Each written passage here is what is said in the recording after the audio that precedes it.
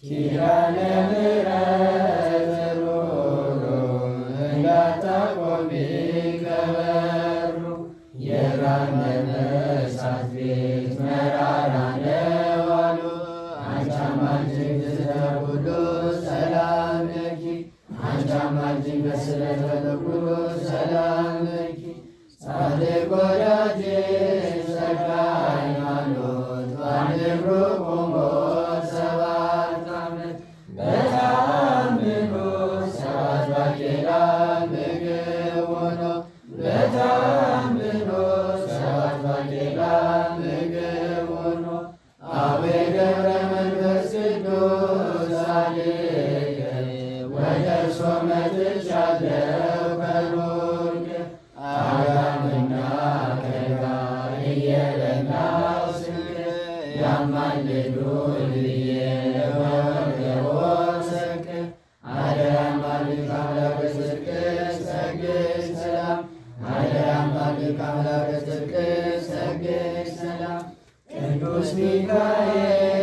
ኃያል ቅዱስ ሚካኤል ኃያል የለበሰው ልብሱ የእሳት ነበልባል ተጽፏል በወንጌል ቃል ሰግድ ሰላም ተጽፏል በወንጌል ቃል ሰግድ ሰላም አርጋኖስ የሚሉት መነኩሴ የሰሌን ቆብ አድርጎ በራሱ የሥጋን ፍላጎት ስላራቀ ከእርሱ እንደ እሳት አበራ ነፍሱ ሰግድ ሰላም እንደ እሳት አበራ ነፍሱ ሰግድ ሰላም ቅዱስ ጊዮርጊስ ዘልያ ዘንዶ ሰገደ በእግርህ እጹብ ድንግል አንዱ በሰማይ ደብርህ እጹብ ድንግል አንዱ በሰማይ ደብርህ አንተ አማልደህ በስልጣንህ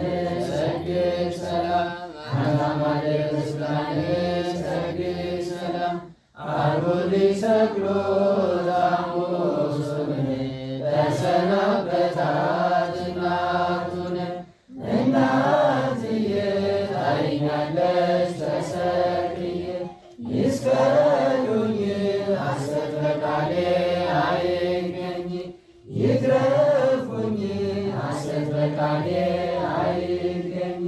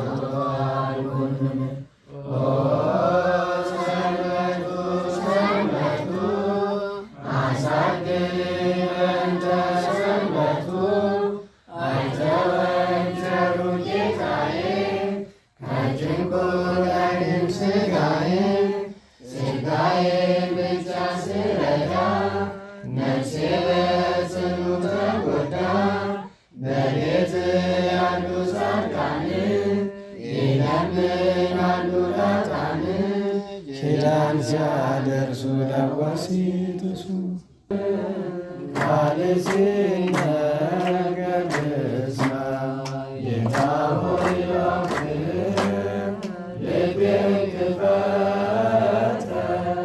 ልቤን ክፈተው የልድያን ልብ እንደከፈተ ልቤን ክፈተው ልቤን ክፈተው የልድያን ልብ እንደከፈተ። በስመ አብ ወወልድ ወመንፈስ ቅዱስ አሐዱ አምላክ። በስመ አብ ወወልድ ወመንፈስ ቅዱስ አሐዱ አምላክ። በስመ አብ ወወልድ ወመንፈስ ቅዱስ አሐዱ አምላክ አሜን። የአባቶቻችን አምላክ የቸርነት ባለቤት ቸሩ እግዚአብሔር ከዚህ ሰዓት ከዚህ ዕለት ያደረሰን ቅዱስ ስሙ የተመሰገነ ይሁን። እንዴት ዋላችሁ? ቸሩ መድኃኔ ዓለም ፈጣሪያችን ለአምላክነቱ እንደሚገባ ቅዱስ ስሙ የተመሰገነ ይሁን። እመቤታችን ወላዲተ አምላክ ድንግል ማርያም፣ ቅዱስ መስቀል፣ ቅድስት ቤተ ክርስቲያን ያከበራቸው ቅዱሳን ሁሉ ስማችሁ የከበረ የተመሰገነ ይሁን። እንኳን አደረሳችሁ። ቸር መድኃኔዓለም ከበዓሉ በረከት ያሳድርብን። የቅዱስ ሉቃስ ወንጌል ምዕራፍ 13 ቁጥር 1። በዚያ ወራትም ሰዎች ወደ እርሱ መጥተው ጲላጦስ ደማቸውን ከመሥዋዕታቸው ጋር ስለቀላቀለው ስለ ገሊላ ሰዎች ነገሩት። ጌታችን ኢየሱስም መልሶ እንዲህ አላቸው፣ ይህች መከራ ስላገኘቻቸው እነዚህ ገሊላውያን ከገሊላ ሰዎች ሁሉ ይልቅ ተለይተው ኃጢአተኞች የሆኑ ይመስሏችኋልን? አይደለም እላችኋለሁ። እናንተም ንስሐ ካልገባችሁ ሁላችሁ እንደ እነርሱ ትጠፋላችሁ። ወይስ እነዚያ በሰሊሆም ግንብ ተጭኖ የገደላቸው 18 ሰዎች ከኢየሩሳሌም ሰዎች ይልቅ ተለይተው ኃጢአተኞች ይመስሏችኋልን? አይደለም እላችኋለሁ።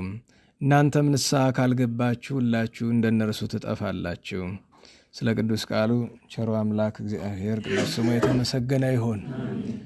እንግዲህ ቅዱስ ሉቃስ ወንጌላዊ ሐዋርያ ሰማዕት ዓመታዊ የዕረፍት በዓሉ ነውና እሱም ባስመለከተ ታሪኩን እንመለከትና ከአራቱ ወንጌላውያን አስተባባሪዎች ከአንደኛው ከቅዱስ ሉቃስ ንስሐን ባስመለከተ የመጡ 6 ወይ 7 ጥያቄዎች አሉና ርዕሱ ለዚያ ነው። ከቅዱስ ሉቃስ ወንጌል ለበረከት አንብበናል። ርዕሱ የተፈለገ ለዚያ ነው።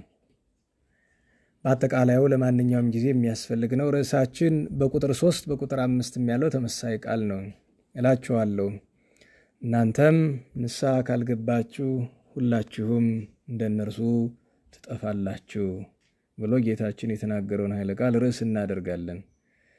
ስለ ንስሐ ሰባኪውም በአንደበቱ ስለሚሰብክ በአፈ ሥጋው እኛም የምናዳምጥ በእዝነ ሥጋ ስለሆነ ንስሐ ገብቶ የመለወጥ የአብዛኛው ሰው እድሉ፣ ተግባሩ፣ ስራው ጠባብ ነው፣ ብዙም አይደለም እና በእውነቱ እውነተኛ ንስሐ ምን ይመስላል የሚለውን ለመማር በጣም ብዙ ጊዜ ያስፈልገናል። አሁንም ራሱ ሰዓቱ የሚበቃን አይመስለኝም የቅዱስ ሉቃስን ታሪክ ባጭር ካላደረግነው በቀር።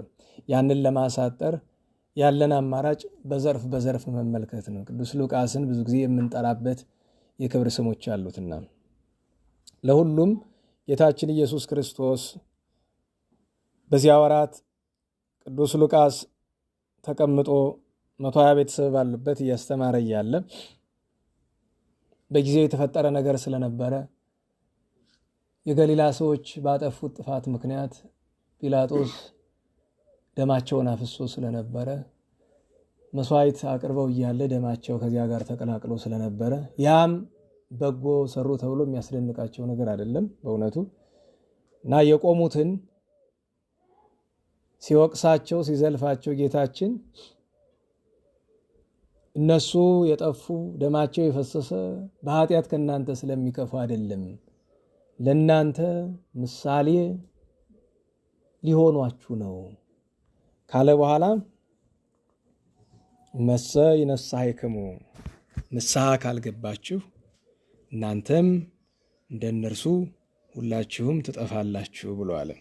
እንግዲህ ጥፋት የታዘዘበት ወራት ላይ ስለሆነ ርዕሱ መልካም ይመስለኛል ለሚረዳው ሰው ማለት ነው። አስቀድመን ግን ይህንን የተናገረ ማን ነው? ቅዱስ ዮሐንስ አፈወርቅ ስርዓት ሲሰራ መንፈስ ቅዱስ አድሮበት ይደሎ ለዚያ ያነብብ ቅድመ ይዝክር ስሞ ለባለ መጽሐፍ። አንድ ሰው አንድን መጽሐፍ ከማንበቡ በፊት ማን ጻፈው ብሎ ይጠይቅ፣ ይጥቀስ፣ ይጥራ። ወምዝ ያንብብ፣ የሚነበብ እንደሆነ ያንብብ ወይም ሃር ስብከትም እንደሆነ ያስተምር። አንድም ወምዝ ያንብብ ጥሬ ዘሩን ወይም ሃር ትርጓሜውን ባለቤቱ ሳይታወቅ ዘሩም ትርጓሜውም ያማረ የሰመረ የጣፈጠ መንፈስ ቅዱስ ያደረበት መሆኑ ሊታወቅ አይችልምና ክፉ ከሆነ ደራሲው ድርሰቱም ክፉ ነው። በዚህ ዘመን ከገባንባቸው ችግሮች መካከል አንደኛው ብቻ ጥቅሱ ይስማማን እንጂ ከማንም ይጠቀስ እንጠቀምበታለን። የዛሬ ድሮ መናፍቃን ተብለው የተወገዙ ሰዎችን ወይም ቤተክርስቲያናችን በቅድስና የማትቀበላቸው ሰዎችን በየመጽሐፉ ስማቸውን ጥቅስ ሆኖ ታገኟቸዋላችሁ። በቅርብ ጊዜ አንድ የሚታተም ጥሩ መጽሐፍ ላይ አስተያየት እየተመለከትኩ አንድ ቦታ ላይ አስወጥቸዋለሁ። መቀነስ አለበት። ቤተክርስቲያናችን ላልጠፋ ጥቅስ በመጀመሪያ ደረጃ በዚህ ዘመን ስብከት ለማሳመር ሲባል ከሚደረጉ ነገሮች መካከል አንደኛው ሊቁ ገሌ በዚህ ጉዳይ እንደዚህ ብሏል፣ ሊቁ ገሌ እንደዚህ ብሏል። ምን ያደርግልናል? ደህና ዋላችሁ። የአንዱ ሊቅ ቃል ያልገባን የ99 ሊቅ ቃል ተደምሮበት ምን ይገባናል? እኛ በዚህ ጉዳይ ሊቁ ገሌ እንደዚህ ብሏል፣ በዚህ ጉዳይ ሊቁ ገሌ እንደዚህ ብሏል፣ በዚህ ጉዳይ ሊቁ ገሌ እንደዚህ ብሏል። አለቀ በቃ። ጥቅስ ማባከን እና በእውነቱ ባለቤቱ ማን ነው የዚህ ወንጌል ከተባለ ማን ነው ባለቤቱ? ስህተት። ባለቤቱ ማን ነው? መድኃኒታችን ኢየሱስ ክርስቶስ ነው። ሲጀምር ምንድን ነው የሚል? ብስራተ ሉቃስ ሐዋርያ አሐዱ እምሰብአ ወክልኤቱ አርድእት ይላል። የምስራች ነጋሪነት የሉቃስ ነው። ወንጌል ግን የማን ናት? የእግዚአብሔር የጌታችን ኢየሱስ ክርስቶስ ናት። ስለዚህ የዚች ወንጌል ባለቤቷ መድኃኔ ዓለም ነው። ወንጌሉን የሉቃስ ወንጌል ለምን ተባለ ቢሉ ወንጌል ዘሉቃስ ሲል ዘጸሐፈ ማለቱ ነው ተብሎ በዘይቤ ነው የሚተረጎም። ተብሎ በዘርፍ አያያዡ አይሄድም። የሉቃስ ወንጌል የሚለውን የምንረዳው ምን ብለን ነው? ሉቃስ የጻፈው ብለን ነው እንጂ የሚለው ለጌታና ለሉቃስ ለቅዱስ ሉቃስ ሲጠቀስ በተመሳሳይ አይተረጎሙ። ወንጌሉ የጌታ ጸሐፊው ቅዱስ ሉቃስ ነው። ቅዱስ ሉቃስን ማን ነው ብለው ቢሉ አንድ ትውልዱን፣ ሙላዱን፣ ሀገሩን መጥቀስ ይገባል። መልክአ አቡነ እግዚእን የደረሰ ክቡር ሰው ከመሉቃስ መቄዶናዊ በተመሰለ እንስሳ ወዘምድረ ግብፅ ማርቆስ አንበሳ ይላል አይደለም? አንድም ቅዱስ ገላውዲዮስ ጻድቁ ሰማይቱ ንጉሥ የኢትዮጵያው መልክአ ስዕልን ሲደርሱ ምን ይለዋል? በኢትዮጵያ ወግብፅ ወሶርያ በአንጾኪያ ወሮም አለ። ሀገሩን ጠቃቀሰው። በኢትዮጵያ አለ በእኛው ሀገር፣ ወግብፅ አለ በሰሜን አቅጣጫ ያለችው አገር፣ ወሶርያ አለ እሷም ወደ ላይ ወደ ሰሜን ስትሄዱ የምታገኘዋት፣ ወአንጾኪያ አለ አሁንም ወደ ላይ መሄድ ነው፣ ወሮም አለ አሁንም ወደ ላይ መሄድ ነው። አጠቃቀሱ ነው ይገርመኛል። ቀጥ ብሎ እኮ ነው የሚሄድ። ሮም ሲባል በዛ ዘመን ሮም የምትባል ምዕራቡ ሮም ዛሬ ጣሊያን ያለችባት ሮም ተዳክማ ጠፍታ ስለነበረ ማናት ሮም የምትባል? ምስራቅ ሮም ቁስጥንጥንያ ናት ሮም የምትባል ይነበራል። ስለዚህ በኢትዮጵያ አለ ትንሽ ወደ ሰሜን ወግብፅ፣ ትንሽ ወደ ሰሜን ሶሪያ፣ ትንሽ ወደ ሰሜን አንጾኪያ፣ ትንሽ ወደ ሰሜን ሮም አለ።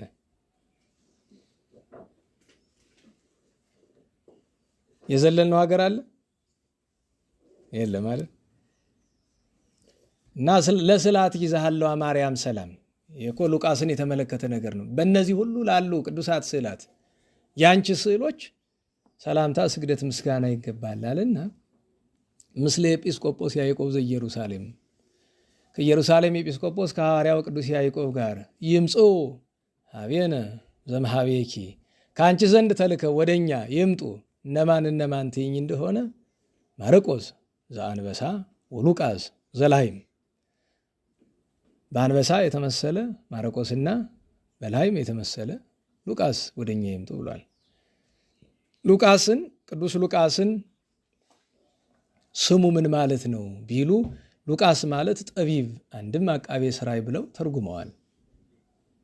ሀገሩ ሙላዱ መቄዶንያ ነው።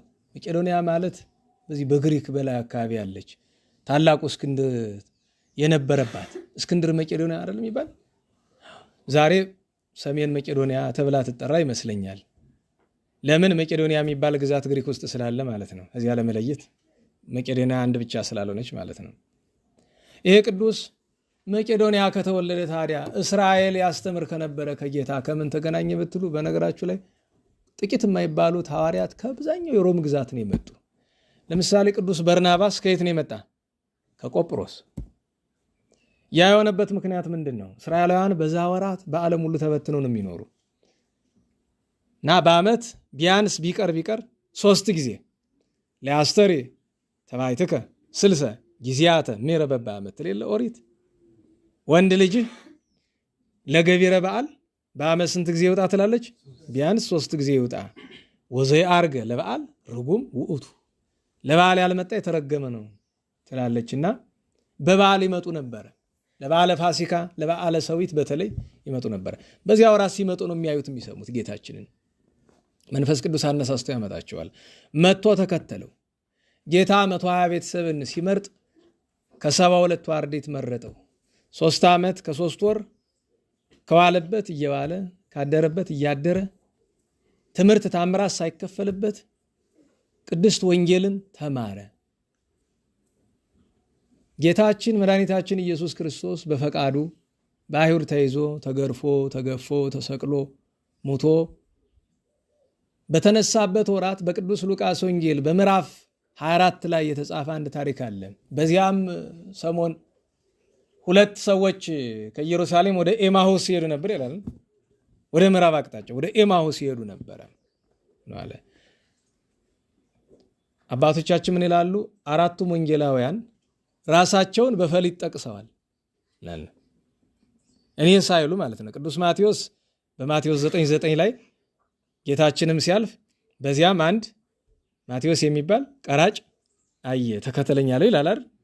ማርቆስ በቅዱስ ማርቆስ ወንጌል በምዕራፍ 14 ላይ ጌታችን በተያዘባት ምሽት አንድ ጎልማሳም ልብሱን ጥሎ ሸሸ ይላል። ማርቆስ እሱ ነው። ቅዱስ ሉቃስ 2 ሰዎች በዚያ ወራት ወደ ኤማሁስ ሄዱ ይላል። አንዱ ራሱ ነው እዛው ከሁለቱ መካከል። ዮሐንስ ደግሞ ወረፈቀ ውስተ ጽኑ ረድ ዘያፈቅሮ እግዚእ ኢየሱስ ብሎ ሁሉም 4ቱም በፈሊጥ ራሳቸውን ጠቅሰዋል።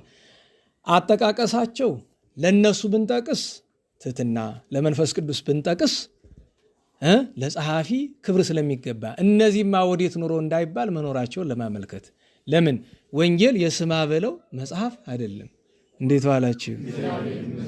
ብዙ ጊዜ በነገራችሁ ላይ ሂስቶሪያንስ ይባላሉ፣ ታሪክ ባለሙያ ምናምን የሚባሉ ሰዎች ለመንቀፍ አንድን መጽሐፍ ምንድን ነው የሚለው? ይሄ ፈርስት ሃንድ ይባላል አይደል? የመጀመሪያ ደረጃ ምስክር ይባላል አይደል? በአይን ያየ ነው ወይ ከተባለ አዎ። 4 ወንጌላውያን ጌታችን ከዋለበት እየዋሉ ካደረበት እያደሩ የቃሉን ትምህርት የእጁን ታምራት ያዩ የሰሙ ናቸው። እና እንዲህ አድርጎ ራሱን ጠቅሷል በዚያ በኤማሁስ ጎዳና። ኋላ ጌታችን ከተነሳ ትንሣኤውንም ከገለጠ በኋላ 40 ቀን መጽሐፈ ኪዳን ትምህርተ ኅቡዓት ተምረው መንፈስ ቅዱስ በወረደ ጊዜ ቅዱስ ሉቃስ መንፈስ ቅዱስን ተቀብሎ ዓመት በህብረት መዲናይቱን ኢየሩሳሌምን ሲያስተምሩ ቆይቷል አብሮ። ኋላ ጥቅምት 15 ቀን በምናስበው በዓል 12 ሐዋርያት ዕጣ ሲጣጣሉ ታውቃላችሁ። ለ70 አርድእት ዕጣ የላቸውም፣ እንድታውቁት ያስፈልጋል። ዓለምን ከስንት ዕጣ ነው የተጣጣሏት? ከ12 ነው። እንዴት ዋላችሁ? ሐዋርያት ስንት ናቸው? 12ቱ ሐዋርያት ናቸው ዕጣ የተጣጣሉ። 12 ሐዋርያት ዕጣ ሲጣጣሉ 72ቱ አርድእትን አስቀድሞ አገልግሎት እንዲለምዱ ቅድም ምስባክ ላይ የሰማችሁት የወንጌል ክፍል ምዕራፍ 10 ቁጥር 1 ላይ ወሐሬ ካልአነ 70 ሌሎች 70 ሰዎችን መረጠ ይልና ወፈነው በበክሌቱ ስንት እያደረገ ላካቸው። አዎ በቤተ ክርስቲያናችን አገልግሎት ስብከትም ምናኔም ለብቻ ከባድ ነው ይባላል።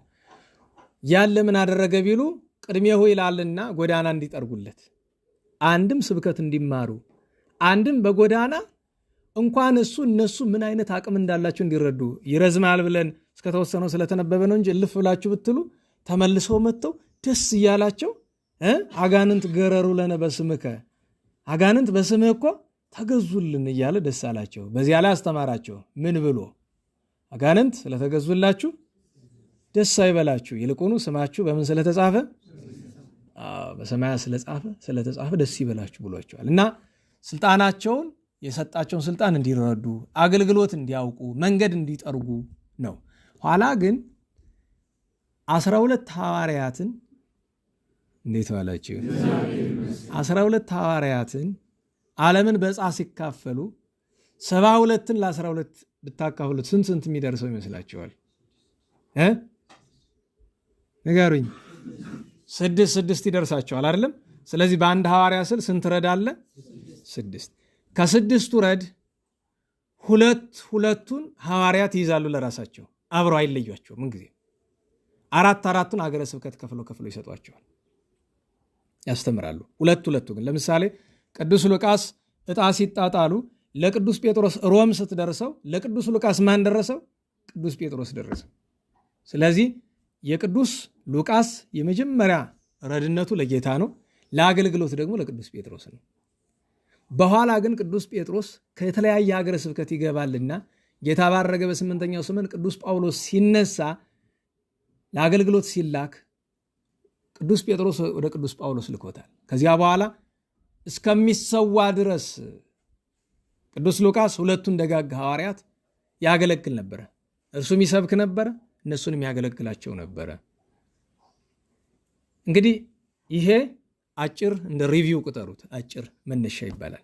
ከዚህ በኋላ ቅዱስ ሉቃስን ለየት የሚያደርጉ ነገሮችን መመልከት ነው። ስንጠራው አንደኛ ወንጌላዊ እንለዋለን፣ ሁለተኛ ሐዋርያ፣ ሶስተኛ ሰማዕት፣ አራተኛ ጠቢብ፣ አምስተኛ ማእምር።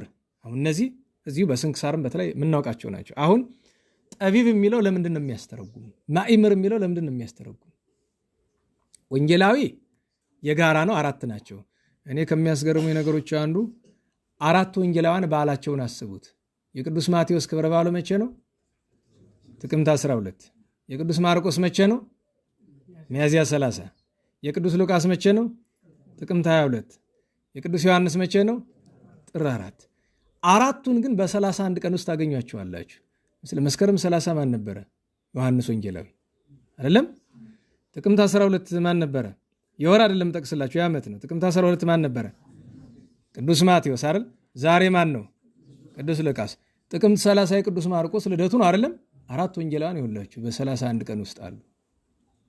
አንድ እንቀጥል። ወንጌላዊነት የጋራ ነው። በነገራችሁ ላይ ወንጌላዊ ምን ማለት ነው ብላችሁ አስባችሁ ታውቃላችሁ? አንድ ሰው ሲራቀቅ ምን አለ? በመስከረም 2 ማህሌት ላይ መጽአተ ወለተ አለ ሄሮድያዳ ሀበ ንጉሥ ትቤሎ ሀበኒ በጻይል ርዕሰ ዮሐንስ ወንጌላዊ ክቡር ይላል አይደል? መጥምቁ ዮሐንስን ወንጌላዊ ያለው ተምታቶባቸው ነው አለ። በእርግጥ ምዕመናን ወንጌላዊ ዮሐንስና መጥምቁ ዮሐንስ ምዕመናን ይምታቱባቸዋል። አብዛኛው ሰው አሁን ደህና ነው እንጂ ሊቃውንቱ ግን ተምታቶባቸው አይደለም። መጥምቁ ዮሐንስም ወንጌላዊ ነው። ወንጌላዊ ያሰኘው ግብሩ ነው፣ ወንጌል ስለጻፈ አይደለም። ዛሬ ወንጌላዊ የሚባሉ ሰዎች አሉ አይደል? የጴንጤዎች ሰባኪዎች ወንጌላዊ ገሌ። በጣም ዝቅ ያለችው ስም እሷ ናት። በነገራችን ላይ በጴንጤው ሀገር ዝቅ ያለችው የፓስተሮቻቸው ስም እሷ ናት። ፓስተርና ወንጌላዊ የሚባል ዝቅ ያለችው ነው። ከፍ ያለው ነቢዩ፣ ሐዋርያው ምናምን ነው የሚባሉ አይደል? ወንጌላዊ ምን ማለት ነው? ወንጌል ማለት የምስራች። ወንጌል ያለውን ቃል ወንጌል በነገራችሁ ላይ አማርኛ ይመስላችኋል? ግዕዝ ሲጎበዝ ካለ ወንጌል የሚለው ቃል አማርኛ ነው ግዕዝ ነው?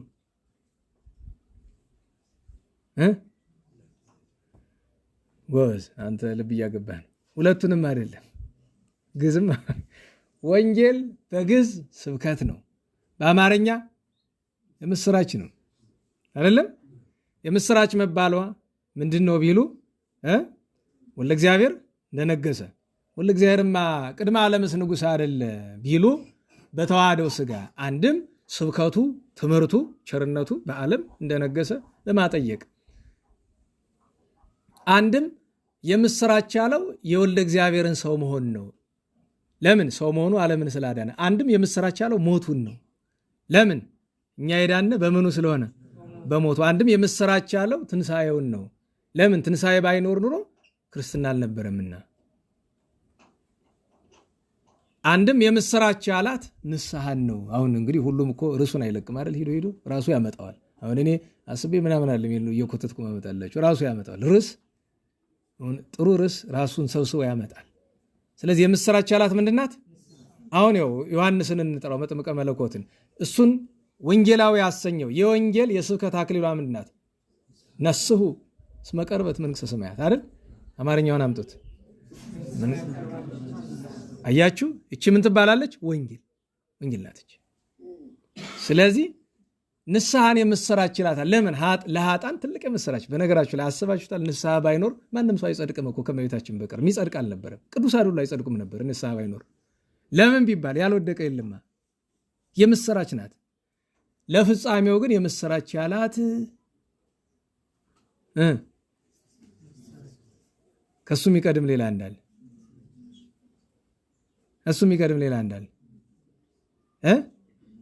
ሁላችን ብዙዎቻችን የማናውቃት በስም እናውቃት በተግባር የማናውቃት ነገር ምንድነው? ሞት። በስም የምናውቃት በተግባር የማናውቃት ምንድነው? ወበዝ ፍቅር። የምስራች ያላት ማንን ነው? ፍቅር።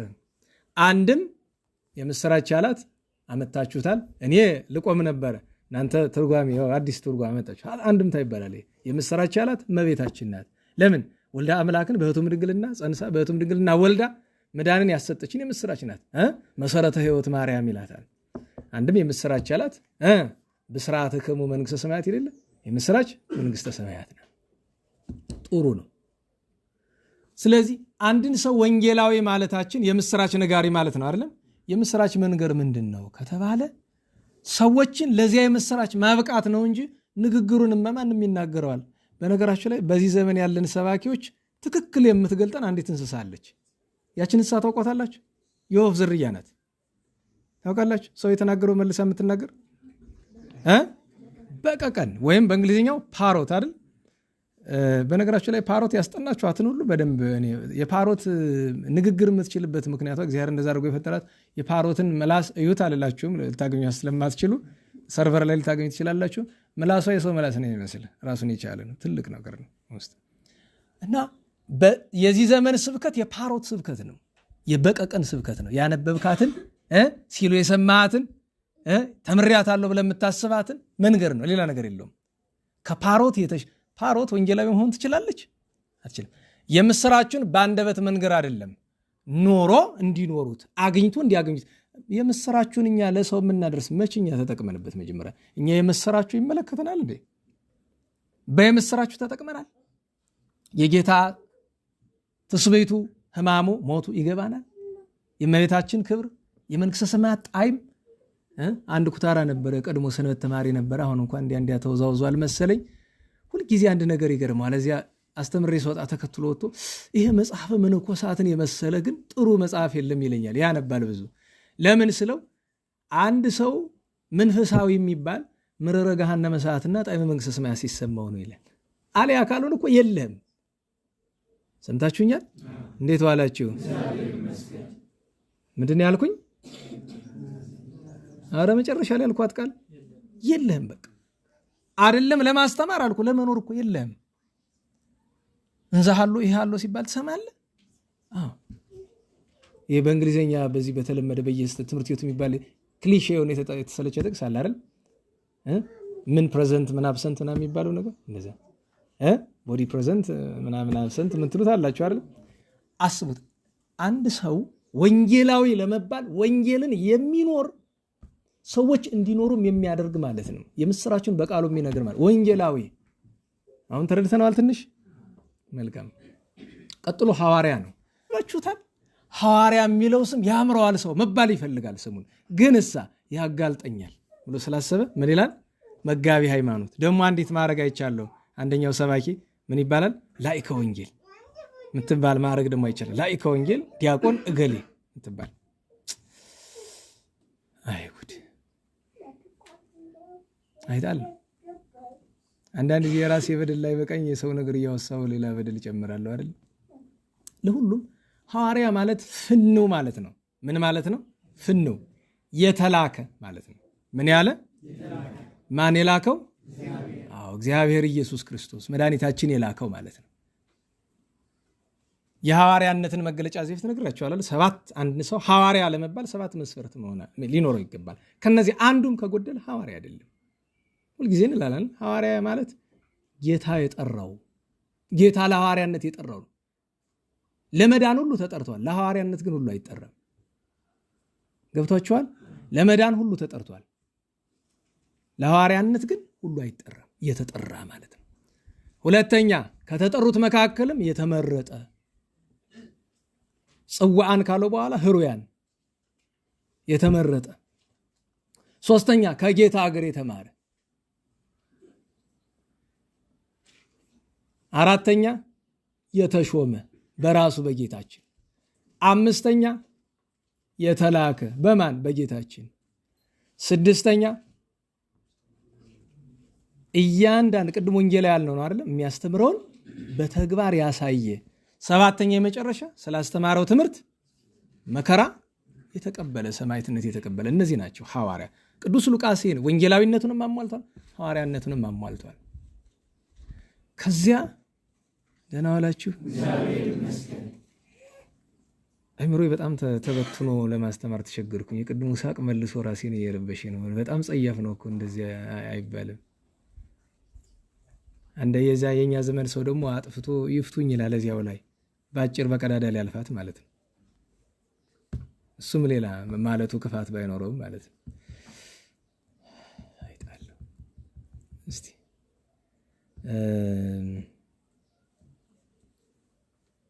አባታችን ቅዱስ እንጦንስ ዓመታዊ በዓሉ ነው አይደለም? አንድ አጭር ወረብ ማምጡ። እንደዛ ካልሆነ ወደ ትምህርት መመለስ አልችልም። አንድ አጭር ወረብ አምጡ። ለጻድቃን ይሁን ለሐዋርያት ይሁን የምታውቁት አጭር አንዲት ጊዜ ብቻ የምትባል ጻድቃን ሲሞቱ እሺ፣ በቸር መድኃኔዓለም ስም አንፈት ጻድቃን ሲሞቱ አብዚዮሙ ነገዱ ጻድቃን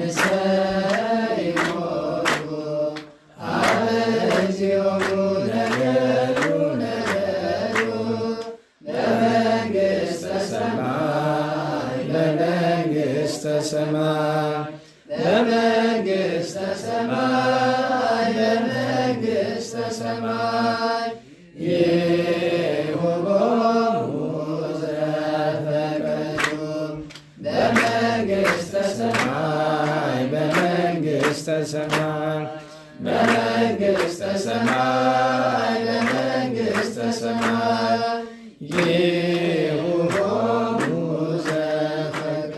ቸሩ መድኃኔዓለም ስለ መዝሙሩ ቅዱስ ስሙ የተመሰገነ ይሁን። በነገራችን ላይ ስለዚች መዝሙር የመጨረሻዋ ዜማ በዛኛው ቤት ድሮ በመናጋት ትደፋለች። በመንግሥተ ሰማይ እንደዚያ የምትልም አለች። ሁለተኛ አንቀጽ ትባል። ከሌላ ቦታ ቤት ሄዱ ግር እንዳይላችሁ ሁለቱንም መያዝ ጥሩ ነው። አሁን ችግር የለውም። እንግዲህ አንድ ጊዜ በዚህ ዓለም ከባዱ ነገር ልንገራችሁ። አባቶቻችን ምን አሉ? እግዚአብሔር ይቅር ይበልህ፣ ሰውም ከሆነ የበደልከው እሱ ይቅር ይበልህን እንጂ ለራስህ ይቅርታ አታድርግ ይላል። ከባድ ነው በነገራችን። ለራስህ ይቅርታ አታድርግ። እግዚአብሔር ይቅር ይበልህ ወይ የበደልከው ሰው ይቅር ይበልህ እንጂ። ደግሞ የዚህ ተቃራኒ አንዳንድ ሰው ራሱን በብዛት ከመውቀሱ የተነሳ ራሱን ሊጠላ ስለሚችል እንደዚህ አይነት አጋጣሚ ከገጠማችሁ ግን ለራስ ይቅርታ ማድረግ ጥሩ ነው። አንዳንድ ጊዜ ገብቷችሁ እንደፈሊጡ ነው። ለራስ ይቅርታ አለማድረግ እግዚአብሔርን ደጋግመን እንዳንበድልና በደላችንን ቀልል አድርገን እንዳናይ ይሆነናል። እንደገና ደግሞ ተስፋ ሊያስቆርጠን ሊጎዳን ከሞከረ ጠላት ደግሞ ምንድነው የምናደርገው? ለራስ ይቅርታ ማድረግ ቦታ ሊኖረው ይችላል። ይህንን ፈሊጥ እንያዝ። ለሁሉም ወንጌላዊ ሐዋርያ አልነ። ሶስተኛው ሰማዕት ነው። ሰማዕትን ለማጠቃለያ እናቆየው። ከዚያ በኋላ ምን አልነ? ጠቢብ አለ አይደል? ጠቢብ ያለውን በሌላ ቋንቋ ብንተረጉሙ ምን ተብሎ ነው የሚተረጎም? አቃቤ ሥራይ። ቅዱስ ሉቃስ ምን ይባላል? ቅዱስ ሉቃስ እንደዚህ መባሉ አንደኛ በጥንት ሙያው ነው። ምክንያቱም ምን ስለነበረ? ሐኪም ስለነበረ ከሕክምና ሙያ ነው የመጣ። የሚገርመው ነገር ሐዋርያት አባቶቻችንን አርዲት ወዳጆቹን ወንድሞቹን በሕክምና ያገለግል ነበረ። ታውቃላችሁ ቅዱስ ጳውሎስ ከ14ቱ መልእክታት በአንዱ ባለመድኃኒቱን ሉቃስን ብሎ ጠቅሶታል አይደል? ባለመድኃኒቱ ለምን አለ? በጥንት ግብሩ ነው አይደለም። በዚያ ወራት ሐዋርያት ሲታመሙ እኛ ብቃት አለን፣ ድውያንን ስለምንፈውስ እርስ በርሳችን እንፈዋወስ አይሉም ነበረ። የጸና ነገር እንደ ቅዱስ ማትያስ አይኑ ጠፍቶ ስለነበረ ቅዱስ እንድርያስ አብርቶታል አይደለም? ቅዱስ ማትያስ አይነ ስውራንን ማብራት ይችላል አይደል? የራሱን እሳ አላበራም። ለምን? የመቻል ያለመቻል ጉዳይ አይደለም። ሰው ተአምር በራሱ ለራሱ ስለማያደርግ ቅዱሳን ለራሳቸው ተአምራት ለማድረግ ደስተኞች አይደሉም። ስለዚህ ቅዱስ ጳውሎስ በጣም ያመው ነበረ። በተለይ ከ12 ሐዋርያት በጣም ደዌ የሚጸናባቸው ዮሐንስና ጴጥሮስ ይባላሉ። ከቅዱስ ጴጥሮስ ቀጥሎ ደግሞ ከ12 ሐዋርያት ባይቆጠርም ቅዱስ ጳውሎስ በጣም ያመው ነበር። የሁለቱ ሕመም እኮ በቃል በመጻሕፍት የተጠቀሰ ነው እና ለዚያ ሲባል አስፈላጊውን መድኃኒት ያደርግላቸው ነበረ። ምክንያቱም በሃይማኖታችን እግዚአብሔር የፈጠረው ስነ ፍጥረት ምን አለ? ወኩሉ ዘተፈጠረ ለመፍቀደ ነቢያውያን በሚለው አረጋዊ መንፈሳዊ ሁሉ የተፈጠረ ለሰው ልጅ ፈቃድ ነው አለ። ቦምንዮሙ ለምህሮ አንዳንዱን አይተን ልንማርበት ነው። ወቦምንዮሙ ለተዘክሮ አንዳንዱን አይተን እግዚአብሔርን ልናስብበት ነው። ወቦምንዮሙ ለተገብሮ አንዳንዱን ልንሰራበት ነው አለና ቀጥሎ ምን አለ? ለምግበ ሥጋ ለምግበ ነፍስ ሊሆን ፈጠረ። ምግበ ሥጋ ካለ ውስጥ ምን ይካተታል? መድኃኒት፣ እጽዋት መድኃኒትነት አላቸው። እዚህ ውስጥ የምታዩት የሁሉ ሳር ቅጠል የሚባለው ሁሉ ነገር መድኃኒት ነው። መጥፎው ነገር ምንድን ነው? እነዚህ ሳርና ቅጠሎች ድግምት ምናምንት የመስሪያ ማድረግ ግን ነውር ነው እንጂ ለምሳሌ አረግሬሳ የሚባል አለ አይደል? እንዴት ዋላችሁ? ታውቃላችሁ አረግሬሳ? እንግዲህ ሐረግነቱ ይገባናል፣ ሬሳነቱ ነው ያልገባን እስካሁን እንጂ እሱ ጤና አዳም ይባላል አይደል? አዎ ይሁን ጤና አዳም። ከዛ ደግሞ ምንድን ነው የሚባል? ይሄ ዳማ ካሴ ይባላል። ስሙንም ማጥናት ጥሩ ነው። ዳማ ካሴ ይባላል። ዳማና ካሴ ምክንያት ይኖራቸዋል። ሁሉም ስም እኮ ዝም ብሎ አይመጣም። ብንፈልገው አናጣም እኮ ይገኛል። እና የቅዱስ ባለመድኃኒት ነበረ እና ዛሬ አባቶቻችን ሲለምኑ ሲያማቸው ቅዱስ ሉቃስን በመልክም በምንም እንደዚያ ነው የሚለምኑት። ስለዚህ ባለመድኃኒት ነበረ። ቀጥሎ ምንድን ያለው? ማኢምር ብሎታል። ማኢምር ለምን ይለዋል? ለሌሎች ከሐዋርያት መካከል እንደዚህ የተባለ ከኦሪት ከነቢያት የስሙ ትርጓሜ ማኢምር የሆነ ዕንባቆም አለ። በአዲስ ኪዳን እና አባ ጊዮርጊስ እንደዚህ ያለ ስም አላቸው። ከሐዋርያት ለይቶ ለምን ማኢምር ይለዋል ነው። ማኢምር ለመባሉን አባቶቻችን ለወንጌሉ የተረጎሙ አሉ። ደህና ዋላችሁ። ለወንጌሉ የተረጎሙ ሌሎች ጽፈው ቢባል ይሄ ምንድን ነው የሚባል? ክሮኖሎጂካል ኦርደር ይባላል አይደለም? ቀጥ ብሎ ከጌታችን ከጽንሰቱ ጀምሮ እስከ እርገቱ ያሉ ወጥ ነው። ለምሳሌ ቅዱስ ማቴዎስ ሲጀምር አብርሃም፣ ይስሐቅ፣ ያዕቆብን አምጥቶ ነው አይደለም? ዳዊትን ሰሎሞንን ጠርቶ ነው። ከዚያ በኋላ ግን በመካከል ታሪኩ አንዱን ያነሳል፣ ከዚያ አንዱን ይቀጥላል እና ከወንጌላውያን ውስጥ ወጥ በሆነ ታሪክ የጻፈ እንግዲህ ይህንን አሉ ነው እንጂ እኛ ለማረጋገጥ አንችልም። ትንሽ ብቃትም ሊጠይቅ ይችላል። ለወንጌሉ ጠቅሶ የሚናገሩ አሉ ማኢምር። ሁለተኛ ማኢምር የሚለው ለግብረ ሐዋርያት የጠቀሱ አሉ። ምክንያቱም ገድለ ሐዋርያትን የጻፈ ማን ይመስላችኋል? ግብረ ሐዋርያትን አይደለም፣ ገድለ ሐዋርያት። እስቲ ጎበዝ፣ በነገራችሁ ላይ መጽሐፉን ቁጠሩት። ማዛ መጽሐፍ አግኝታችኋል? በማዳበሪያ የታሰረ ቁጠሩትና የሚዳረስ ከሆነ ነገ ቅዱስ ዳዊት ጉባኤ ስላለን ነገ እናዳርሰዋለን። ቁጥሩን አይተን የማይዳረስ ከሆነ ለአገልጋይ ብቻ ይሆናል። በማዳበሪያ ተቋጥሮ ነው የመጣው። የግዕዝ ቋንቋ መማሪያ ወንድሞቻችን ያሳተሙት ነው። እዚያ አዲስ አበባ ያሉ ወንድሞቻችን ናቸው ያዘጋጁት የጻፉት። እና እሱን ቁጠሩት። እንዴት ዋላችሁ? ምንድን ያልኩኝ ከዚህ ነገር አስቀድሞ ገድለ ሐዋርያትን ማን የጻፈ? ቅዱስ ቀሌምንጦስ ነው። ገብቷችኋል? ግብረ ሐዋርያት የቅዱስ ሉቃስ ነው። ገድለ ሐዋርያት የማን ነው? የቅዱስ ቀሌምንጦስ ነው። ቅዱስ ቀሌምንጦስ መጨረሻ ሁሉ ሐዋርያት ከሱ በኋላ ከሐዋርያ ወገን የቆየ የለም። በእርግጥ ከ120 ቤተሰብ አይቆጠርም። ቅዱስ ቀሌምንጦስ ግን ሐዋርያት በሙሉ ቀኖናቸውን፣ ጉባኤያቸውን፣ ሁሉን ነገር ስለሰጡት የሁሉን ታሪክ እሱ ስለሚያውቅ ገድለ ሐዋርያትን የጻፈው እሱ ነው። በመጨረሻ ቅዱስ ዮሐንስ ወልደ ነጎድጓድ ከተሰወረ ከጥቂት ዓመት በኋላ ነው የጻፈው ይባላል። ግብረ ሐዋርያትን በመጽሐፉ ምክንያት ማኢምር ተብሏል። ሌላስ ቢሉ ወደ እመቤታችን አመጥቶ ሶስት ወንጌላውያን ያላካተቱትን የእመቤታችን ነገር፣ የብስራትን ነገር፣ የጽንስን ነገር በሰፊ በነገራችሁ ላይ የአዲስ ኪዳን የመጀመሪያው ውዳሴ ማርያም የቅዱስ ሉቃስ ወንጌል ምዕራፍ 1 ነው። ወበሳድስ ወር ማለት ነው፣ በስድስተኛ ወር የሚለው አንድም ማኢምር ያለውን ወስደው ለሰዓሊነቱ የሰጡ አሉ። እሱ ስለ ጠቢብም ያስጠቅሳል። ለሁሉም በዚያም ቢሉ በዚህ ማኢምር አዋቂ ተብሎ ተመስግኖበታል። ታዲያ እነዚህን አጭር ባጭር እንመልከታቸው። አንደኛው ወንጌሉ ነው። ቅዱስ ሉቃስ ወንጌሉን ሲጽፍ የጻፈለት ለማን ነው? ለታኦፊላ ነው። ልብ በሉ። ለማን ንገሩኝ? አንድም የጻፈው ለታኦፊላ ነው፣ አንድም ለፊላታዎስ ነው፣ አንድም ለቴዎፍሎስ ነው ቢሏችሁ ያው ነው። የአንድ ሰው ስም ሲቀያየር ነው። ዞሮ ዞሮ ገብቷችኋል። ስሙ ቃሉ ቢዘዋወር መፍቀሬ እግዚአብሔር ማለት ነው። ፊላታዎስ የሚባል ረድ ነበረው። ሲላስና ፊላታዎስ የሚባሉ የምናውቃቸው አርዴት አሉ። የጻፈለት ለሱ ነው። በኋላ ግን የነበሩትን ጥራዞች መጨረሻ ላይ ሰጠው ለሲላስ ነው።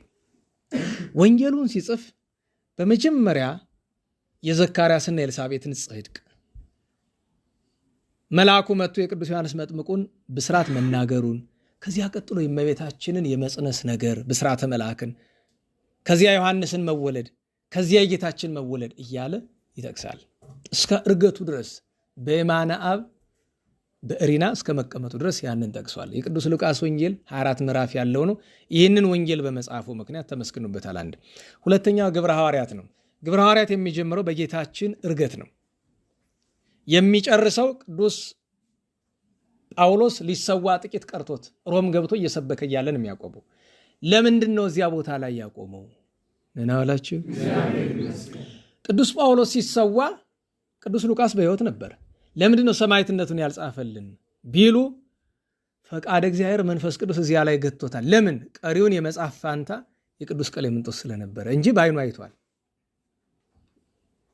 በስጋዊ መነጽር እንየው ከተባለ ግን በጣም ከፍተኛ ስደት ስለነበር ያለ ማድረግ እድሉ አልነበረም።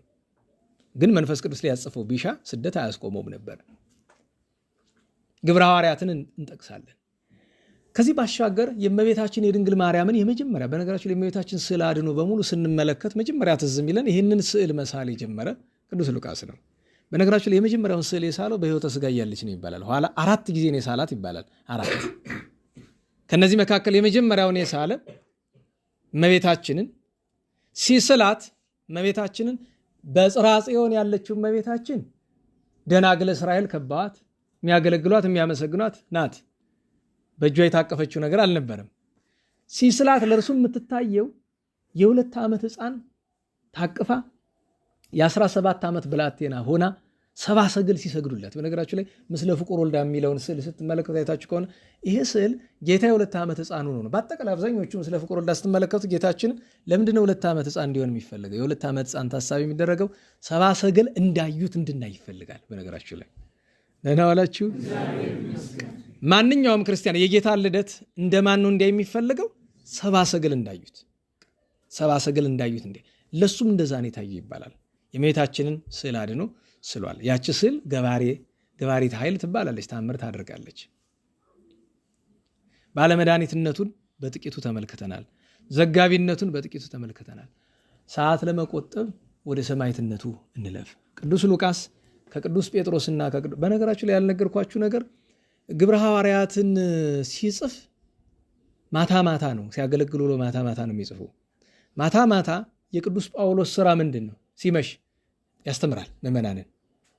ማለትም ቀን ያስተማራቸውን ይተረጉምላቸውና ከዚያ ቀጥሎ ጸሎት ያደርጋል። ጥቂት እህል ይቀምሳል። ከዚያ በኋላ ምንድን ነው የሚያደርግ? ድንኳን ሲሰፋ ነው የሚያድር። ቀጥ ብሎ ራሱን በጣም ያመዋል። በዚያ ሰዓት ቅዱስ ሉቃስ ምን ይጽፍ ነበረ? ግብረ ሐዋርያትን እና ወንጌል መለኮት። እንድታውቁት የሚያስፈልገው ነገር የቅዱስ ሉቃስ ወንጌል ሲጻፍ በእያንዳንዱ ኃይለ ቃል ቅዱስ ጳውሎስ አለ። በእያንዳንዱ ኃይለ ቃል አለ። ምን ማለት ነው? የቅዱስ ጳውሎስን ብቃት ሰው የተረዳ አይመስልኝም እንጂ እኔ በነገራችሁ ላይ የቅዱስ ጳውሎስን ብቃት በጣም የተረዳ አንደኛ ሰው ማን ነው ብትባሉ ቅዱስ ዮሐንስ አፈወርቅ ነው። አፈወርቅ ዮሐንስ ነው ማለት የቅዱስ ጳውሎስን ክብር የተረዳን አይመስልኝም። ከኛ ይልቅ አሕዛብ የተረዱት ይመስለኛል። በጣም ነው የሚጠሉት። በነገራችሁ ላይ ሲከራከሯችሁ ከወንጌል ጥቀሱልን፣ ከጳውሎስ አንፈልግም ነው የሚሏችሁ። እሱ ነው አምላክ አምላክ እያለ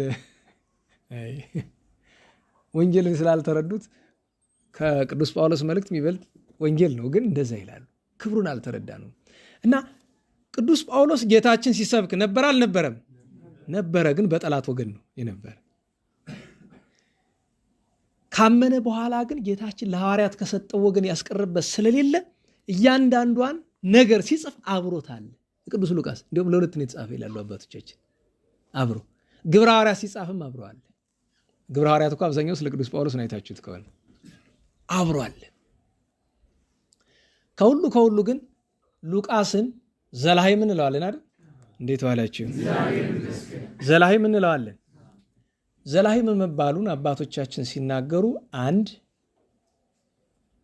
ከአርባዕቱ እንስሳ ኪሩቤል አንዱ ገጸ ላህይም ይረዳው ነበረ። እግዚአብሔር አዞለት በስብከቱ በወንጌሉ ይራዳው ነበር። ረዳቱ ስለነበረ ዘላህይም ሉቃስ ተብሏል። አንድም አምጽኡ ለነ ላህይመ መግዝአ። በነገራችሁ ላይ በዚህ በቅዳሴ አለ አይደለም ቅዱስ ቄርሎስ የሚናገረው ስብሐት ለእግዚአብሔር ምንድነው ዘውእቱ መግዝአ ላይ ንጹህ። ጌታችን ምን ይለዋል? ነተዋላችሁ ላህይም አማርኛው ምንድነው? ላህይም ሲባል ላም ብሎ በቀጥታ ለመተርጎም ይከብዳል አይደል?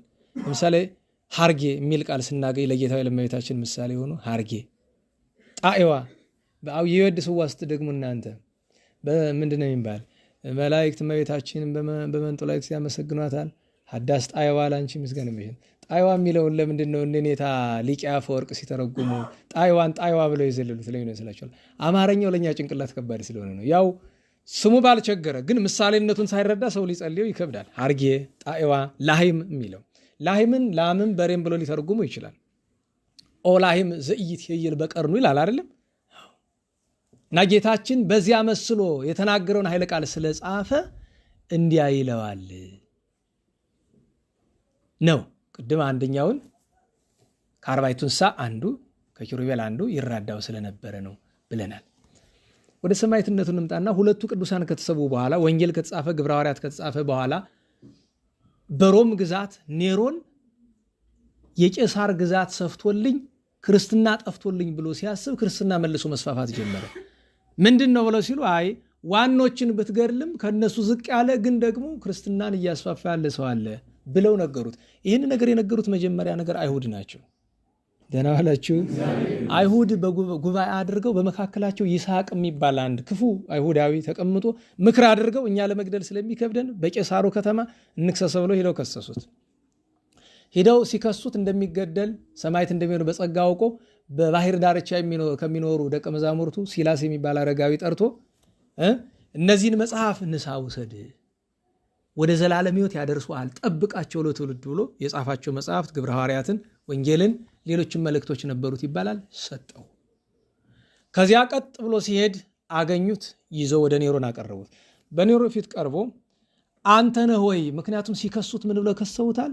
ቅዱስ ሉቃስ ያገኘውን ሁሉ ስለሚፈውስ አንድ ስራየኛ ጠንቋይ ሰው በሀገራችን ገብቷል ብለውታልና አንተ ነህ ወይ ስራየኛው ብሎ ሲለው እኔ በጌታችን በኢየሱስ ክርስቶስ ስም ኃይል አደርጋለሁ እንጂ እኔ ስራየኛ አይደለሁም ብሎ ሲል ኔሮን በጣም ተበሳጨ። የተበሳጨበት ምክንያት ምንድነው? የጌታችንን ስም ጠርቶበት ነው። ምክንያቱም የጌታችን ስም ሲጠራ በቤተ መንግስት የነበሩ ጣዖቶች በሙሉ ወደቁ። ይህን ስም ድጋሚ ብትጠራ ወዮልህ አለው። አይ እጠራለሁ። ግረፉልኝ አለ። ደሙ እንደ ጎርፍ እስኪፈስ ድረስ ተገረፈ። ከተገረፈ በኋላ አሁንሳ ምን መከርክ አለው። ከጌታ የፍቅር ልትለየኝ አትችልም አለው። ቅድም ብለን የለ ትልቁ ክብሩ ሰማዕት ነው ብለናል። ልትለየኝ አትችልም አለ። አንተ ሰዎችን ስታሳስት የኖርክ እየጻፍክ ነው። በየትኛው እጅ ነው የምትጽፍ አለ። መቼም በግራው አይጽፍም አይደል? በቀኝ ቁረጡት አለ። ከትከሻው ላይ በስለት ቢሉ በመጥባይት ቆረጡት፣ ቆርጠው ጣሉት።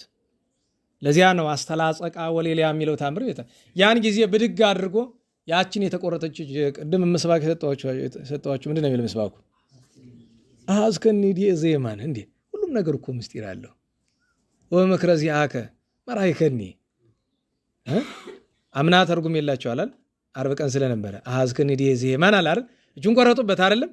ያን የተቆረጠ እጅ ከክርስቶስ በቀር መልሶ ሊቀጥል ለማን ይቻለዋል? የጌታችንን ስም ጠርቶ መልሶ ቀጥሎ አዝከኒ ዲዘማን ከዛ በምክረ ዚአከ መራይከኒ ምክረ ዚአከ የተባለች ወንጌል ናት እንላለን። በቅድስት ወንጌል መራይ መጨረሻ ወምስለ ሰብዓተ ወከፍከኒ በአክሊል በምስጋና ተቀብለኸኛል በመንግስትን ያችን እንደዚህ አድርጎ ሲሰካት በዚያ ስፍራ የነበሩ ስንክሳር ላይ 477 ይላል አይደል? በገድለ ሐዋርያት ላይ 7077 ያደርጋቸዋል። ብዙ ናቸው ይላል እንዳጠቃቀሱ ነው። እነዚያ ሁሉ ይህንን ተአምር አይተው ግን የሚገርመው ነገር ስራዋን ስለጨረሰችው ያችን ነገር ንጥል አድርጎ ይሄ በነገራችን እንደኛ አስቡት። አሁን ተአምር ማድረግ አይቻለንም፣ ግን ተችሎን ያችን ብንሰካት ኧረ በስመ አብ ተመስገን ነው። ደግሞ መልሼ እንዴት አድርጌ ነቅላታለሁ? ንቅል አድርጎ ምን ነው ይበቃል፣ ስራዋን ጨርሳለች፣ እዚህ በኋላ ምንም ሙያ የላት ነቅሎ ጣላት። ታዲያ አባ ጊዮርጊስ ምን አለ? ንኢ ድንግል ለማትያስ ቤተ ሞቅህ ባላሂቱ ወለያዕቆብ ሐፃኒቱ ወለማርቆስ ረዳኢቱ ወለሉቃስ ፈዋሲቱ ዘተመይጠ ወሃይወ እምድረ ተመትረ መዝራኢቱ ያለው ይህንን ነው። ስሟን የልጇን ስም ጠርቶ መልሶ ሰክቶት ስለነበር በዚህ ጊዜ ተበሳጭቶ አንገቱን ቁረጡልኝ አለ። አንገቱን ሊቆርጠው ሰያፊ ሲመጣ ሰያፊው አንድ አይና ነው። ከቅዱስ ሉቃስ ከተቆረጠው ከተገረፈው ሰውነቱ ጠብታ በአንድ አይናው ላይ ሄዶ ያርፍበታል። ዘአምን ብየ ግብረ ዘአነ ገብር ውቱን ይገብር ይልል ለእንጊኖስ ሲወጋው አይኑ እንደዚያ ብሎ ይል ልክ እንደዚያ አይኑ ቦግ ብላ በራች። ሰገደለት። አንተንስ አልገልህም የእግዚአብሔር ቅዱሱ ብሎ ሰይፉን ተወጣ። ሁለተኛው መጥቶ አንገቱን ቆረጠው። ስጋውን በሰቅ በማቅ አድርገው ባህር ጣሉት። በባህር ዳርቻ ቆመው ሲጠብቁ ነበር። መልአከ እግዚአብሔር አውጥቶ ሰጣቸው። በክብር ገንዘው በቅዱስ ጴጥሮስና በቅዱስ ጳውሎስ ጎን ቀብረውታል። ዛሬም መቃብሩ በዚያ ነው ብለን እናምናለን። እና ወንጌላዊ፣ ሰማዕት፣ ሐዋርያ፣ ጠቢብ፣ ማእምር የእመቤታችን ስዕል የሳለ የሐዋርያትን ዜና፣ ግብር፣ ታሪክ የዘገበ ይህ ቅዱስ ሰው ዓመታዊ ዛሬ የዕረፍት በዓል ነው። እግዚአብሔር በረከቱን ያሳድርብን። ግብረ ሐዋርያት በሌላ ቋንቋ ሲጠራ መጽሐፈ አብረክሲስ ይባላል፣ ወይም መጽሐፈ ግብረ ልዑካን ሲባል ቢጠረዙ መጽሐፈ ግብረ ልዑካን፣ መጽሐፈ አብረክሲስ፣ ግብረ ሐዋርያት ሲባል በሰሙ ይሁሉ የአንድ የተመሳሳይ መጽሐፍ ስም ነው በእውነቱ። እና ካህናት ቅዱስ ሉቃስን ጸሎቱ በረከቱ ማለት እኮ ጥሩ ነው አይደለም? ምሳሌ ካህኑ ግብረ ሐዋርያት ሊያነብ ሲል ዲያቆኑ የሚለውን ሁለቱ ዲያቆናት የሚሉት ብዙ ጊዜ እንሰማቸዋለናል። የካህኑን ግብዝ አንስማ ምንድነው የሚል ነቅ ንጹህ ይላል አይደል? ጥሩ ምንጭ ይለዋል አይደለም? ይኸውላችሁ ቅዱስ ሉቃስ የጻፈ ምንድን ነው? ጥሩ ምንጭ ዘማንቀይተ ሕግ ንጹሐን አለ። አንቀይተ ሕግ ያላቸው ሐዋርያትን አይደለም? አዎ ንጹሐን ከሚሆኑ ከሕግ ምንጮች ዝውቱ ዜና ግብሮሙ ለሐዋርያት። ይሄ የሐዋርያት ግብራቸውን የሚናገር ታሪካቸውን የሚናገር መጽሐፍ ነው። ጸሎቶሙ በረከቶሙ ይላል። ኋላ ሲጨርስ መላ ወአብየ ወተላለ ቃለ እግዚአብሔር ወዛ ወተወሰከ ውስተ ቤተ ክርስቲያን ቅድስት ወበዙ ሕዝብ እላምኑ በስሙ ለእግዚእነ ኢየሱስ ክርስቶስ ዘሎቱ ስብሐቱ አኮቴት ወተረስ ከላለም ዓለም ነው አይደል? የቄሱንም እኮ ማጥናት አይጎደም። ቃል እግዚአብሔር አይደለ? ምን ይላል ቢያጠኑት? እግዚአብሔር ይፍታህን ነው እንጂ መተው እና ይፍታ ይድግን ነው እንጂ እሱንም ማጥናት ይፍታ ይድግ ያንጽ ወይ ቅድስ ያስተስር ይላሉ። ኧረ ተው የለም በጥንት ዘሩ ይፍታ ይድግ ያንጽ ወይ ቅድስ እግዚእነ ወአምላክነ መድኃኒነ ኢየሱስ ክርስቶስ ሰራያ ኃጢአት ወደምሳ ሲያብ ሰው ተወካፊ ንሳ ነው። ይሄን ነው ሲልም ይሄ ሰው ያመት ወደብቋት ነው ይላል። አንዳንዱ ደግሞ አይ ተው ትናንት ነግራቸዋል። ግልጥ አደረኩት እኮ አይደል? እንዲያው ለክብረ መንበሩና ለነዳያን ሲባል ካልሆነ በቀር በዚህ ዘመን እሳት ነው፣ ክህነት እሳት ነው። እግዚአብሔር የቅዱስ ሉቃስን በረከት ያሳድርብን። ዛሬ አባታችን አባ እንጦንስ የመነኮሱበት ነው። ባጭር የመንኩስናቸው ታሪክ ምን ይመስላል ሚል ካለ አባታችን እንጦንስ በምናኔ ብዙ ዓመት ከኖሩ በኋላ የመጀመሪያው መነኩሴ ስለሆኑ የመንኩስና ቆብና አስኬማም ስላልነበረ መከራው ፈተናው ዲያብሎስ በዓለም ያለ ኃይሉን ሰብስቦ አጠቃቸው በጣም እና አባ እንጦንስ ተስፋ ወደ መቁረጥ እየደረሱ ሄዱና አንድ ጊዜ አንድ እግራቸውን ከባት ውጭ አድርገው በጣም አለቀሱ። ወደ ጌታ የቀረበ ልመና ነው። አያችሁ፣ አንድ እግራቸውን ወደ ውጭ ማድረጋቸው ከመከራው ብዛት የተነሳ ትቼው ልሄድ ነው ጌታዬ፣ አንድ እግራቸው ባቱ ደግሞ እሻዋለሁኝ ብለው ሲሉ ጌታችን ምን አላቸው? ተመልከት እስኪ ወደፊት ለፊት አላቸው። መልአከ እግዚአብሔር ቅዱስ ሚካኤል በአምሳለ መነኮስ ቆሞ አዩት። ተመልከተውና እንደሱ አድርግ አላቸው። ምን ያደርግ ነበረ? ይጸልያል። ጸሎቱን ሲጨርስ ይሰግዳል። ስግደቱን ሲጨርስ ሰሌን ይታታል። መታታቱን ሲጨርስ መጻሕፍት ቅዱሳት መጻሕፍት ያነባል። ያን ሲጨርስ ተመልሶ ወደ ጸሎቱ ይሄዳል። አንተም እንዲህ አድርግ ከመከራ ትድናለህ አለው። እሺ አለ።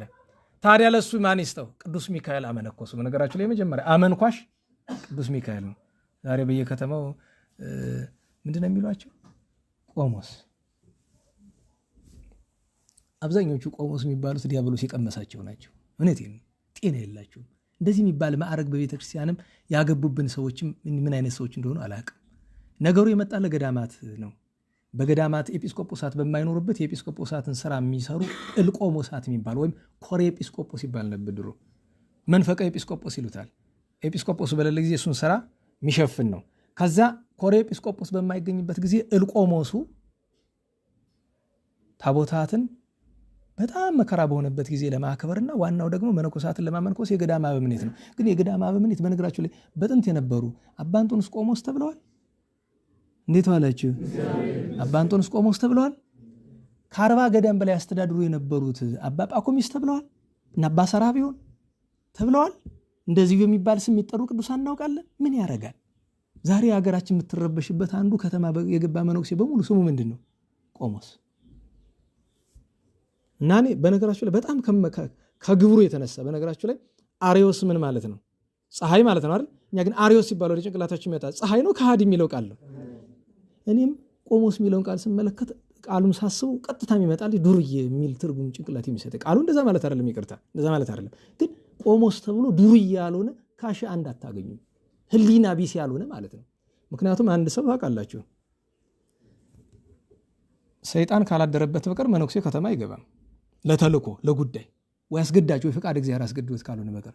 ለምን ብትሉ በመጽሐፈ መነኮሳት በዜና አበው ላይ የሚለውን እዚህ ነግራችኋል። መነኮስ ዚያን ሶሱ ማሀገር ውስጥ ሀገር አለ። ከተማ ለከተማ የሚዞር መነኩሴ ምን አለ? ሐሳዊ ውእቱ ምንድነው አለ? ሐሰተኛ ነው። ሰያጤስ ሙለ ክርስቶስ የክርስቶስን ስም እንደ ይሁዳ የሸጠ ነው አለና ወረዶ ሙላ አጋንንት እሱ ያጋንንት ተከታይ ደቀ መዝሙር ነው አለ። ከባድ ነው። ይህን ሲሰሙ እሪ ይላሉ። የራሳቸው ጉዳይ ነው። ምክንያቱም የዚህ ዘመን የቤተክርስቲያን ትልቁ ፈተና ታውቃላችሁ አይደል? ቤተክርስቲያንን በጣም የሚፈትኗት ጳጳሳት ምንድን ናቸው? መነኩሴ ከተማ የገቡ መነኮሳት ናቸው አይደል? በየደብሩ ያለ አስተዳዳሪ ምንድን ነው? ከተማ የገባ መነኩሴ ነው።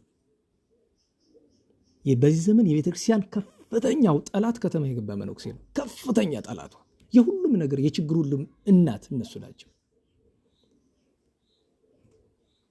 ይህን ስናገር ደግሞ አንዳንድ መነኩሳት ሰምቶ ቢከፋቸው ይህን ሰምቶ የሚከፋው መነኩሴ በቀጥታ ወዲያው ሲከፋው ማለት ነው ሰይጣን እንዳደረበት ምልክቱ ይሄ ነው። ጥቅስ ሰጥቼዋለሁ አያችሁ፣ ወረዶ ሙላ አጋንንት ሰጥቼዋለሁ። ይህን ሰምቶ እውነት ነው በድያለሁ ብሎ ግን ወደ ገዳሙ ከሄደ እሱ እውነተኛ መነኩሴ ነው። አይሄድም እንጂ እግዚአብሔር የአባ እንጦንስን በረከት ያሳድርብን። የመጨረሻው ዛሬ አባታችን ቅዱስ አባ ዮሐንስ ዘወራ ናቸው። ወራ ኢየሱስ የሚባል ጎጃም አለ። ወራ ኪዳነ ምሕረትን ታውቀው የለ? ሁለቱም የሳቸው ናቸው። 3 ታቦታትን ተክለዋል። የጽዮንን የጌታችን ኢየሱስ ክርስቶስና የኪዳነ ምሕረትን። በልጅነታቸው ታሪኩ ሰፊ ነው። እዚያው ተወልደው ያደጉበት እዚያው አካባቢ ነው። እናታቸው መንና ደብረ ሊባኖስ ሄዳ ሊያጋቧት ሲሉ ባል ቤተሰብ ያመጣውን ባል እምቢ ብላ ልትመነኩስ ደብረ ሊባኖስ ብትሄድ መመንኮስ አትመነኩሽም ታገቢያለሽ፣ ምታገቢ ግን ቤተሰብ ያጨውን አይደለም እኛ የምናጨልሽን ነው ብሎ የተባረከ ባል አመጣው አጋቧት። ወለደች። ማንን? ዮሐንስን። አሳደጉት። ደብረ ሊባኖስ ሄዶ ተማረ። ዋልድባ ሄዶ አገለገለ። ከሁሉ የሚያስገርመው ነገር ዋልድባ ከአገልግሎት ሲሰጠው ምን ተሰጠው? በዚያ ገዳም ሰውነቱ ቁስል ስል ያለ ከሰውነቱ ይልቅ ደግሞ ጠባዩ የከፋ መነኩሴ ያለ የሚደባደብ የሚያገለግሉት የሚደበድብ እንግዲህ ቁስሉን ታግሰው እንኳን ሲያገለግሉት የሚደበድብ ያንን ለዓመታት ነው ያገለግሉት አቡነ ዮሐንስ ደስ እያላቸው ጻድቁ ዮሐንስ። ታዲያ በዚህ ስራቸው ምን አገኙ ይባል እንደሆነ አንድ መነኩሴ ታሞ ተኝቶ የሚጠይቀው ሰው የሌለ አንድ ቀን ሊጠይቁት ቢሄዱ ለካ ሞቶ 3 ቀኑ ነው ያየው የለም ሞቶ እንኳን አላ አበምኔቱ ሊገንዙ ሲገቡ አብራቸው ገባ። አየውና አሳዝኖት ወንድሜን ብሎ ሄዶ ቢያቅፈውስ ብድግ ብሎ ቁጭ የሞተው። ለምን እንዴት ተነሳ ሲሉት እመቤቴ ማርያም በወዳጅ በዮሐንስ ጸሎት ተነስ ብላ ድምፅ አሰማችኝ፣ ተነሳሁኛል። መነኮሳት ሁሉ ይቅር። በነገራችሁ ላይ ሁሉ ሲደረግ ገና 19 ዓመቱ ነው ጻድቁ ዮሐንስ። ከዚያ በኋላ እመቤታችን ጠርታ ወደ ኢየሩሳሌም ወደ ግብጽ ላከችው። ገዳመ አስቄጥስ ገብቶ ከቅዱሳን ተገናኝቶ ማንን ያገኛል? አባ እንጦንስን። አባ እንጦንስ ግን እኛውን አይደለም ሌላ እንጦንስ ናቸው። ምክንያቱም ይሄው ነገር እየተደረገ ያለ ከ1000 ዓመት በኋላ ነው። ሌላ አባ እንጦንስ የሚባለው አገኘ እና ልጅ እንኳን ደህና መጣህ፣ አንተን ስጠብቅ 500 ዓመቴ ነው ማለት ይችላል። አስባችሁታል?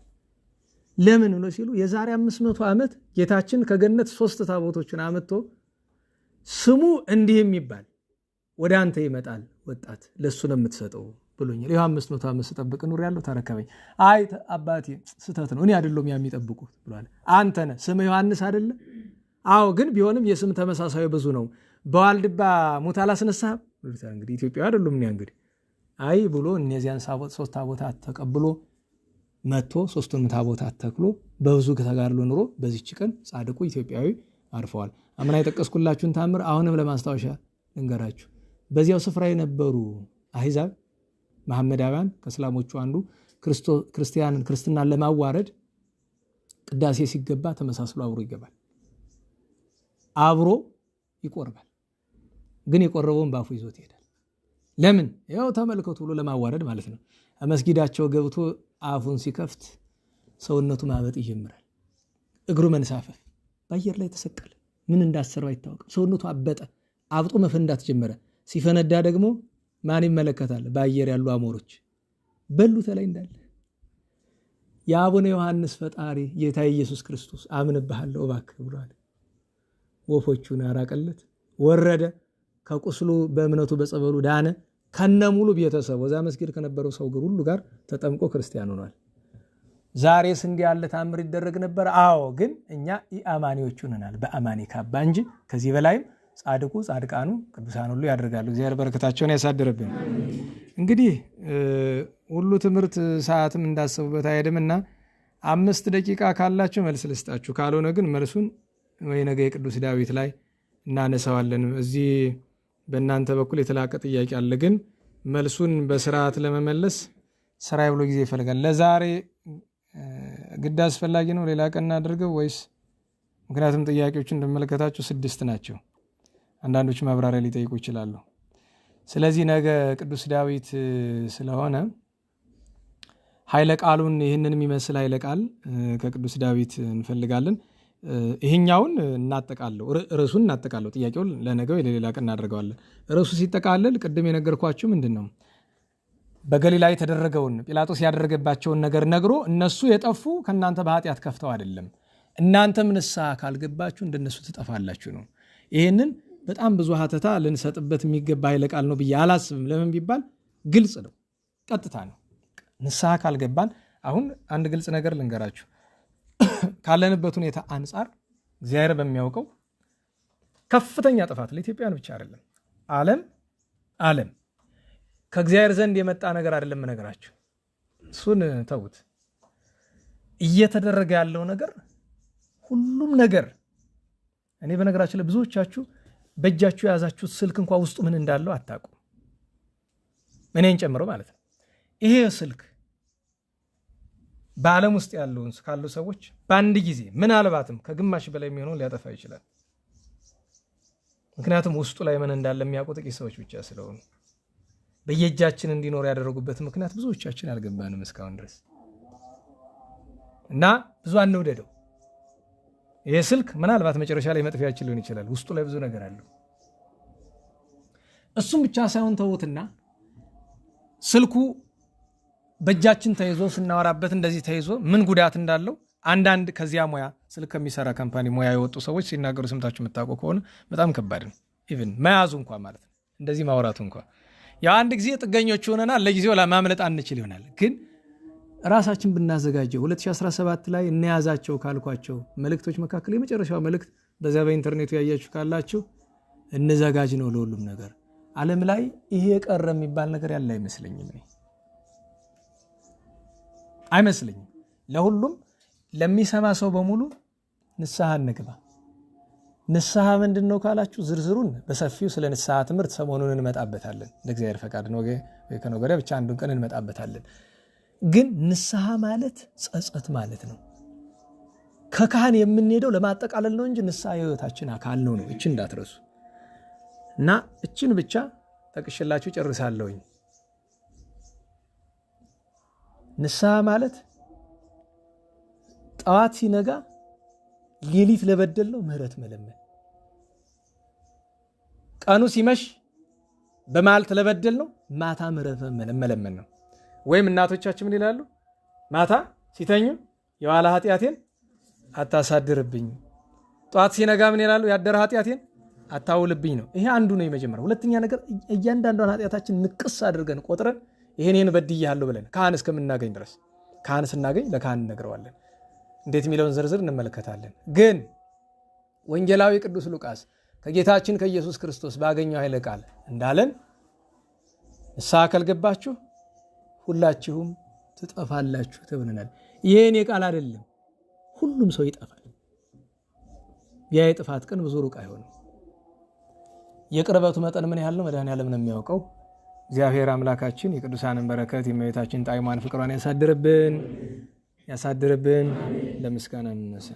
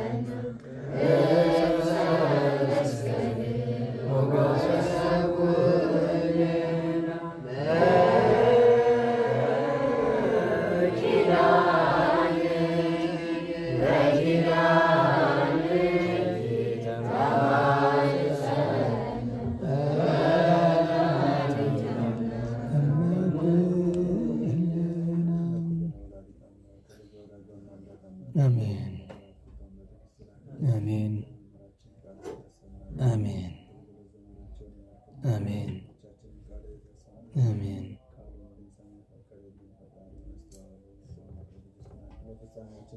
አሜን አሜን አሜን አቡነ ዘበሰማያት ይትቀደስ ስምከ ትምጻእ መንግሥትከ ወይኩን በከመ በሰማይ ከማሁ በምድር ሲሳየነ ዘለለ ዕለትነ ኅድግ ለነ አበሳነ ወጌጋየነ ከመ ንሕነኒ ንኅድግ ለዘአበሰ ለነ ኢታብአነ እግዚኦ ውስተ መንሱት እንኩሉ እኩይ እስመ ዚአከ ይእቲ መንግሥት ኃይለ ስብሐት ወሰላመ ቅዱስ ገብርኤል መልአክ ወእግዝእትነ ማርያም ድንግል በኅሊናኪ ወድንግል በሥጋኪ እምእግዚአብሔር ጸባኦት ሰላም ለኪ ቡርክት አንቲ እምአንስት ወርቁ ተፈሥሒ ፍሥሕት ኦምኒ ተጸጋ እግዚአብሔር ምስሌኪ ሰአሊ ወጸልዪ ለነ ኢየሱስ ክርስቶስ ከመ ይስረይ ለነ ኃጣውኢነ ተማይጸነ ብኪ ይፍቱ። እግዚአብሔር ይስጥልን። ቃለ ሕይወት ቃለ በረከት ያሰማልን። አነሳስቶ በቸር ያስፈጸመን ቸር መድኃኔዓለም እንቅፋት ሳይመታን እሾህ ሳይወጋን ኃጢአት ሳይሰለጥንብን በደልም ሳይገዛን የብርሃን መላእክት በፊት በኋላ በቀኝ በግራ እየጠበቁን ለጊዜው ወደየቤታችን ለፍጻሜው ተስፋ ወደምናደርጋት መንግሥተ ሰማያት ከተከፈተች ገነት ከተነጠፈች ረፍት አባቶቻችን ርስት ሁላችን በሰላም ያደርሰን በሰላም ያደርሰን። አንዲት ነገ ቅዱስ ዳዊት ነው እንዳትረሱ፣ በሰዓት እንገናኝ። ዝም ብዬ እያሰብኩ ነበር። ቦታ በእርግጥ የለውም፣ ግን የአራት ወንጌላውያን ስዕል አድኖ እዚያ ጉባኤ ቤቱ አለ። እንግዲህ አራት ወንጌላውያንን የምትዘክሩ ከሆነ አስቡበት። ሰውየውን ሳል እንዳትሉት ይተኛበታል። አላቅም። ይኸው የቅዱስ ፊቅጦር ስንት ጊዜው ነው ደግሞ። የሚገርማችሁ ቀብድ እንዳይመስላችሁ ዋናውን ሂሳብ በልቷል። እኔም አልሰጥም እንዳልል እሱን ቶሎ አምጣና እዛ በኋላ ግን የቅዱስ ሉቃስ ሚሳል አዋጣታችሁ ነው። የቻላችሁት ያክል አዋጣችሁ የደረሳችሁበት ማለት የአራት ወንጌላውያን ያዋጣችሁ የቻላችሁትን ያክል ስትደርሱ ቀሪውን እኛ እንሸፍናለን። ግን እንዳትለግሙ በደንብ ለማዋጣት። እስከ ስንት መሰላችሁ ሊያወጣ የሚችል? ዝቅ ካለ እስከ 16000፣ ከፍ ካለ እስከ 20000 ብር ነው የሚያወጣ ዋጋው። አረ ዋናው ሰዓሊ ከሆነ እስከ 40000 ነው። በዲስካውንት ነው ይሄ። በነገራችሁ ለአንድ ስልክ 40000 ብር ገብቷል። አታውቁም ይሄን? እና እንደዚያ ነው። ግን እዚህ እኛ የምናስለው ግን ከ20000 በላይ አንሄድም። እና ዝቅ ካለ 16፣ ከፍ ካለ 20 ነው። አዋጣችሁ አራት ወንጌላውያን ተመካከራችሁ የምትችሉትን ያክል አዋጡ። ከዚያ የተረፈውን እናሟላለን። እዚያ ቦታ ይፈለግለትና እንደሚሆን እናደርገዋለን። ስብሐት ለእግዚአብሔር ልዑል ወለወላዲቱ ድንግል ወለመስቀሉ ክቡር ዘውሳ ኃይል አሜን።